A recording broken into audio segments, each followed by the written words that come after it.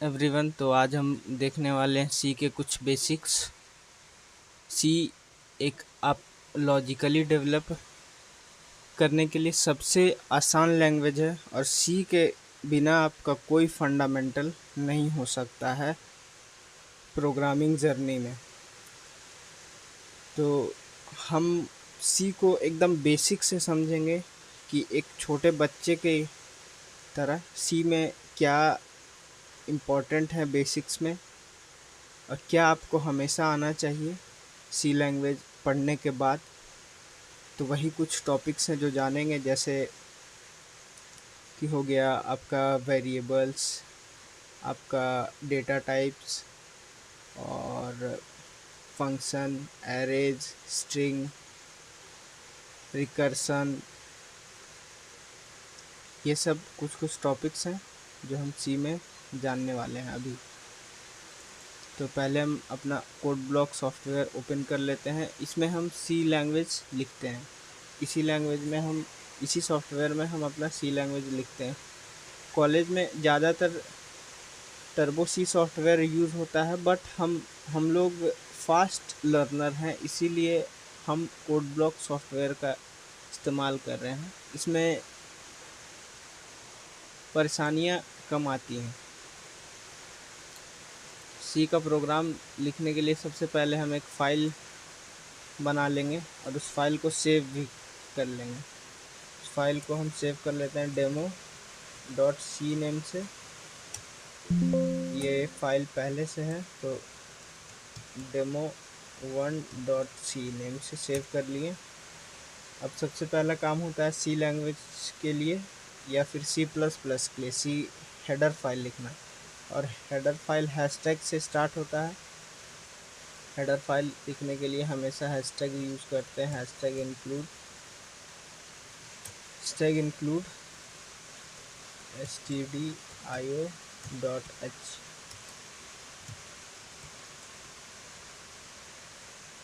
Header file आपको सी में लिखना कंपलसरी नहीं है, बट सी प्लस प्लस में लिखना कंपलसरी होगा। वहाँ एक दो लाइन और हेडर फाइल लिखनी पड़ती है, जैसे ios.stream, ऐसा कुछ करके। अभी हम लोग सी लैंग्वेज पढ़ रहे हैं तो उस पर फोकस करते हैं। सी लैंग्वेज का सबसे इम्पोर्टेंट और सबसे ज़्यादा दिन तक याद रखने के लिए सबसे इम्पोर्टेंट बात ये है कि जिसको आप हमेशा याद रखोगे वो है मेन फंक्शन। मेन फंक्शन एक ऐसा चीज़ है सी लैंग्वेज में कि इसके बगैर कुछ हो ही नहीं सकता। मेन फंक्शन को ही include.stdio.h में डिक्लेयर किया गया है कि कंपाइलर सबसे पहले मेन फंक्शन में जाएगा और मेन फंक्शन के प्रोग्राम को एग्जीक्यूट करना स्टार्ट करेगा। तो इसके साथ साथ हमने मेन फंक्शन लिख लिया। अब सबसे इम्पोर्टेंट बात है हमारे प्रोग्राम के लिए मेमोरी बनाना। हम अपने प्रोग्राम के लिए सबसे पहले मेमोरी बनाएंगे, और मेमोरी बनाने के बाद मेमोरी कितने टाइप के होते हैं वो सीखेंगे, और उसको कैसे प्रिंट करवाते हैं ये भी हम सीखेंगे। और यही हमारा आज का वीडियो का पर्पस रहेगा।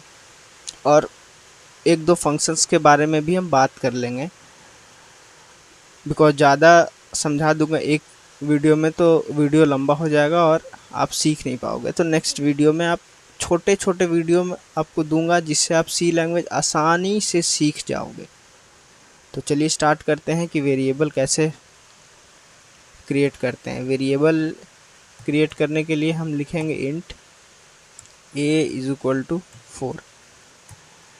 इंट ए नाम का वेरिएबल है जो इंटीजर टाइप का है। ए नाम का वेरिएबल है जो इंटीजर टाइप का है, जिसमें 4 हमने स्टोर किया। अब character char char grade grade a।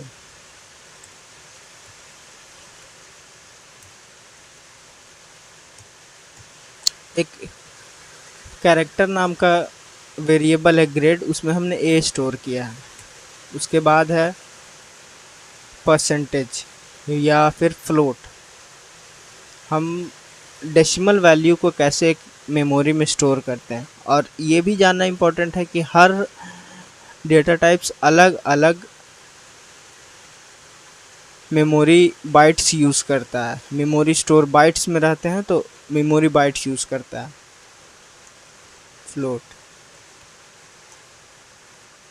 Float percentage के लिए हम लिख लेते पर, और उसके बाद 66.7%, 77.8% हमने ये लिख लिया। अब हमारे लिए इम्पोर्टेंट ये है जानना कि इसको प्रिंट कैसे करते हैं, और इसको प्रिंट करने के लिए हमें क्या क्या बातों को ध्यान रखना पड़ता है और किन किन सावधानियों को ध्यान रख के हमें इनको प्रिंट करवाना पड़ता है, और क्या क्या लिखने से ये एज इट इज़ इनमें ए में स्टोर हुआ वैल्यू प्रिंट होगा, और ग्रेड में स्टोर हुआ कैरेक्टर प्रिंट होगा, और पर में स्टोर हुआ परसेंटेज प्रिंट होगा।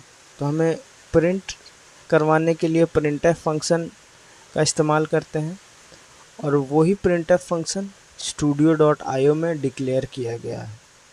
ये प्रिंट करवाने के लिए हम लिखते हैं printf double inverted comma %d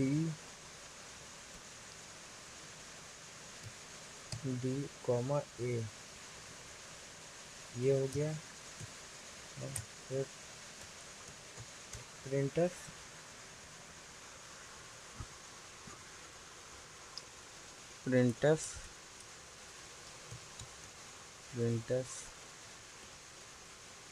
%c या %s भी लिख सकते हो, लेकिन %s एक कैरेक्टर स्टोर होता है तब लिखा जाता है। सी लिख के हम प्रिंट करवा सकते हैं अपने सिंगल कैरेक्टर को। फिर हमें नाम लिखना होगा वहाँ ग्रेड।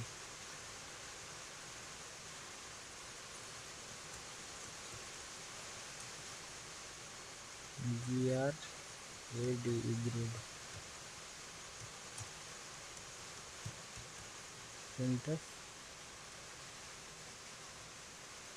%f पर। अब इसका आउटपुट ये होगा कि हमारा integer data types, character data types और फ्लोट डेटा टाइप्स का जो वेरिएबल है ए, ग्रेड और परसेंटेज, उसको एज इट इज़ हमें अपने कंप्यूटर आउटपुट स्क्रीन पर प्रिंट करवाने के लिए प्रिंटफ फंक्शन यूज़ करते हैं। तो वही प्रिंटफ फंक्शन यूज़ हुआ है और हमने प्रोग्राम बना लिया है। अब इसे बिल्ड करते हैं। मेन फंक्शन हमारा एक अभी रेड एरर आ रहा है। इसका मतलब ये है कि मेन फंक्शन हमसे कंपाइलर पूछ रहा है कि मेन फंक्शन किस टाइप का है। मेन फंक्शन हमारे इंटीजर टाइप का है। आप वॉइड भी लिख सकते हो, कोई इशू नहीं है, लेकिन इंट लिखोगे तो रिटर्न 0 लिखना इम्पॉर्टेंट है, और वॉइड लिखोगे तो गेट ch लिखना इम्पॉर्टेंट है। रिटर्न 0। अब हम इसे कंपाइल कर लेते हैं। अब हमारा रेड एरर हट गया है और कंपाइल होने के लिए तैयार है हमारा प्रोग्राम, एंड हम इसका आउटपुट देखेंगे। इसका आउटपुट होगा 4A और 77.8। देखते हैं